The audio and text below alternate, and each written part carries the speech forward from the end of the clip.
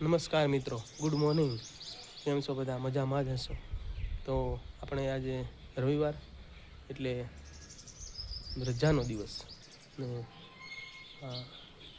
Sandipani school છે અહીંયા આ બાજુ હોસ્ટેલ ને એના પ્રાંગણમાં જ અહીંયા આપણે મહાબલી એટલે કે હનુમાન દાદાનું મંદિર છે. સુંદર મજાનું સ્કૂલે મંદિર છે. દર્શન માટે અહીંયા સાંજે વિદ્યાર્થીઓ આરતીમાં આવે છે અને સવારે બધા દર્શન માટે અહીંયા આવતા હોય છે.